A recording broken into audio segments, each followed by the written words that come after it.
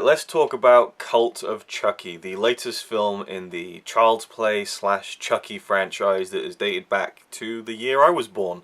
So I'm as old as this franchise, and it's still alive and kicking and pumping out these films at a fairly staggered pace, but nevertheless it's a series that keeps on enduring, and it's a series I'm quite fond of. I think that I started watching these films about 2 or 3 years ago. We marathoned the whole series. I think it might have been 2014.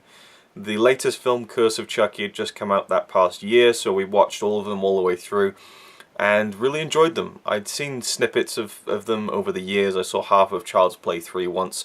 That was about it. So started at the beginning from Child's Play all the way through to Curse of Chucky. And now the new Cult of Chucky came out on Netflix and Blu-ray, and everyone's been picking it up and talking about it, and I saw a lot of people on Facebook talking about the film before it even come out, as it was leaked, and the director Don Mancini was not impressed with that, and yet still a lot of people talking on Facebook about it. It's like, come on guys, it's not even out yet, just keep your lips sealed for a little bit if you're going to illegally download the film. I just couldn't believe how many people were like rating it and reviewing it like online on Letterboxd, and I'm like, guys, it's fucking leaked, what are you doing? It's on Netflix, it's going to come out on Netflix, you know, at least, I mean, you'll see it in better quality. I don't understand. Right, okay, I'm not going to get into a rant. I did enough ranting in my last video. But yeah, Cult of Chucky. This follows the character of Nika Pierce from Curse of Chucky, who was the woman in a wheelchair, who was the main character, and was played by and is played by in Cult of Chucky 2, Fiona Dourif, the daughter of Brad Dourif, who voices Chucky in all of the films. And she has been in a kind of, I guess you'd call a mental institution, a psychiatric ward, ever since the events of the last film, Curse of Chucky.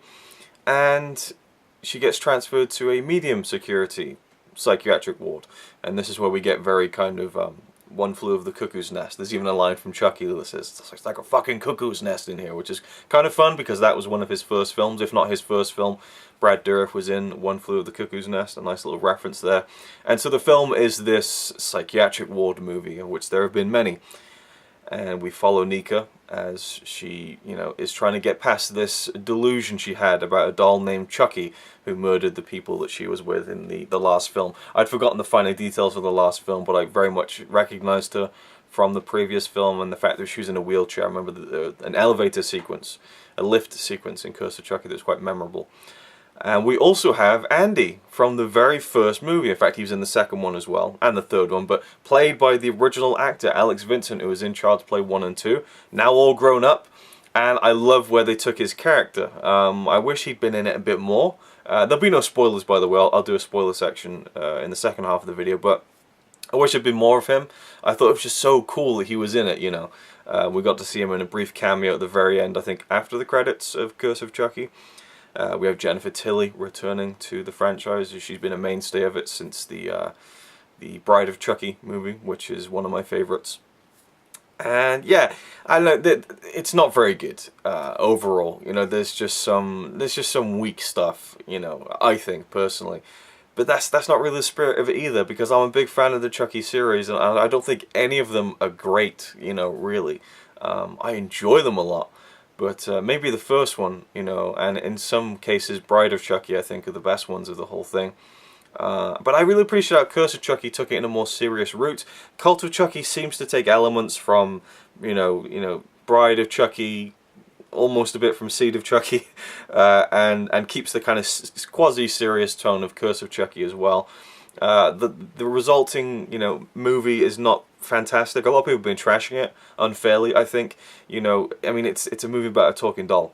You know, we jumped the shark in Child's Play 3 when he says, "You don't fuck with the Chuck." Like, you know, the time of taking this seriously, it kind of has gone. But I like how they did take some of the elements seriously. The patient who had a child, I thought her acting was fantastic. Actually, I really thought her character arc was really quite powerful, and probably the best thing of the film in terms of the acting.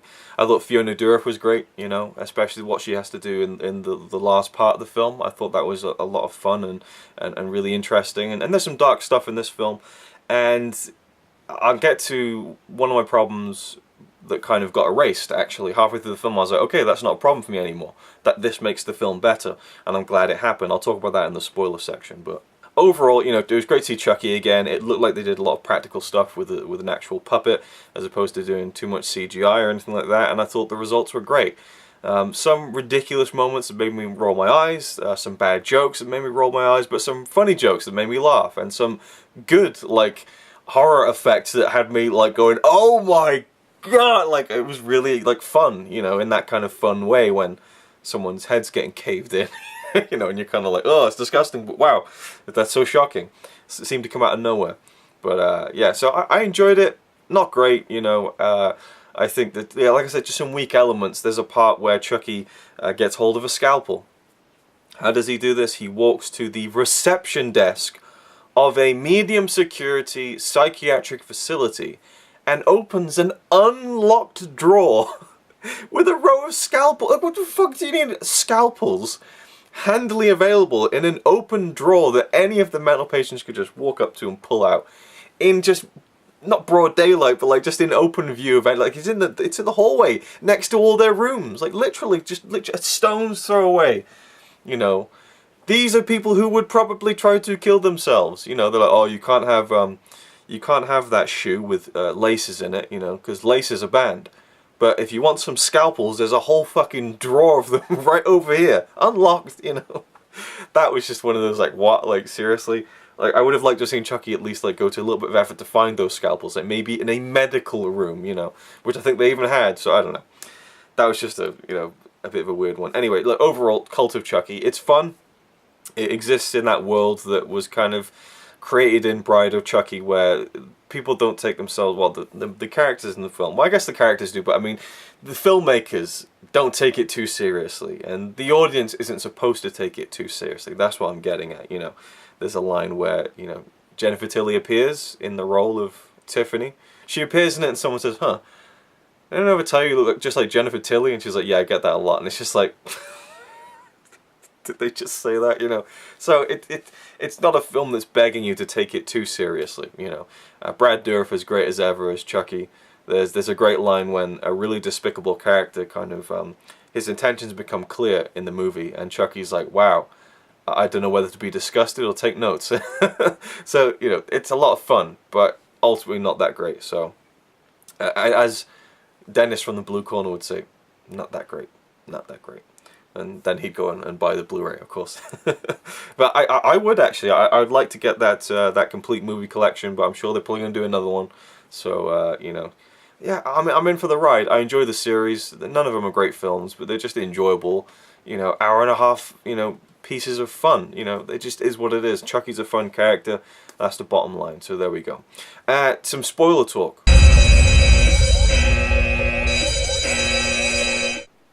Very briefly, the character of Dr. Foley, who helps Nika come to this new medium security facility, you know, it was weird, you know, oh, no cameras here, you know, it's medium security. Medium security, like supermarkets have like security cameras all over the place. Every angle covered. And this medium security, like they can afford a guard on the gates, right? but no cameras. Now he alludes to the fact that maybe there are hidden cameras, you know, but really there's no cameras, so that, you know, her Chucky delusion can't be, you know, verified. But then we learn that this guy has been fucking around with Nika. He's been like sleeping with her and stuff and putting her under hypnosis, and that's when I was like, thank you. Now it makes sense why he's transferring her to this place, and he's overseeing everything, and there's a conspiracy, and he's very much behind this thing where he's allowing himself to abuse maybe multiple women, I don't know, but that made sense to me, you know, because there was a lot of stuff that just wasn't clicking as far as just the logic of it. And I know, again, I said it's a film where you don't take it too seriously, but you need to have a framework that feels believable, and then start playing around in it with all that kind of stuff. Again, I love the stuff they did with Andy's character, where we saw him with the gun with Chucky at the end of Curse of Chucky. We find out all that's left is the head of Chucky, and he keeps him locked inside a safe in his house, and he has this arsenal of guns, and he tortures Chucky. Like, it's such a kind of horrifying but funny for the tone of the series reveal when you find out Andy is just spending his days alone, just probably drinking and torturing Chucky. It's gone full circle. He's become this sicko now. And they're kind of destined to kind of do this thing forever with each other. But then you have the element where, like, you know, Chucky is now able to put himself into any doll or any person. And it's like, you're stretching the rules a bit too thin there, guys. Like, I mean, at the end, we see him put himself into the body of Nika. And that, I love that because you got to see Fiona Dourif be her dad. She got to be Chucky. And she even had the fucking trench coat from the beginning of Child's Play when we first see, I forget the character's name, the serial killer who is Chucky. Charles Lee Ray, I think. You know, when we first see him, he has that coat and his hair's kind of a bit long, and so she looks a bit like her dad, you know, from the first Child's Play movie, and she's got the swagger down, you know, she's acting like Chucky, she's got the crazy laugh. There's literally a shot where she's laughing with Chucky, and so she's on screen, playing her dad, kind of with her dad. It's weird, but I thought it was kind of sweet in a weird, really weird way. And then they have the lesbian kiss at the end, which is like, you know, just a fun twist, I suppose, but at that point, if Chucky's learnt this spell where he can put his consciousness into anything, just put it into another guy, you know. Surely. You know, and then he can go off with Tiffany and they can carry on murdering people. Why would he want to stay inside the doll? Surely there's limitations that I don't know. But that idea just kind of opens up a whole kind of can of worms of where do they go with the next one. And it was just a bit too easy, you know. And that line, you know, I found out how to do this on voodooForDummies.com. Just, oh. That was a joke in an actual film. Like that would have been maybe funny in 1997. You know, that was just But overall, yeah, enjoyable. I wish there'd been more of Andy. You know, I'm not sure if Alex Vincent even acts anymore. That might have been part of it. I don't know, but yeah, he was good. But it was just nice knowing it was the actual Andy, and we got Kyle from the Child's Play 2 showing up at the end. That was kind of a fun little cameo. It's just, they're all having fun, you know. They're putting the band back together. They're making these Chucky movies. People enjoy them. I enjoyed it. You know, I'll gladly pay for it and pick it up on Blu-ray. It was cool that it was on Netflix, but you know, it's just a fun series, and so it was a fun film. Not a very good one, but an enjoyable one. So there you go. That's my thoughts on Cult of Chucky. I think I'd probably rate this series probably Child's Play, then Bride of Chucky, probably then, oh, I don't know, maybe Curse of Chucky after that. I really liked Curse of Chucky. And then, you know, 3, I enjoy that even though it's not bad, even though it's quite bad. And then 2, and then this one probably, Cult of Chucky. I would put it below all the Child's Play movies. I enjoyed the aesthetic of those older ones, I suppose. And then right at the bottom would be Seed of Chucky, which I still like some of that film. You know, it's a pretty shit film. But I like how Jennifer Tilly really just sent herself up in fine fashion in that film. It was kind of fun. It was very meta, but perhaps a bit too meta. And the whole Glenn Glenda character was just no. And apparently they're bringing Glenn Glenda back for the next one, or they're thinking about it. So we'll see where that goes. But yeah, there you go. That's my thoughts on Cult of Chucky. And yeah, I'm a fan. I enjoy them. But they're definitely not that good. Not that great. So, thanks for watching. Leave your thoughts down below what you thought of Cult of Chucky, and I'll see you in the next one. It's alright by me. Apart from the fact he throws cans of Carlin into a tree. Yeah, he's really cool. Yeah, he's really cool. But he's not quite as cool as you, 'cause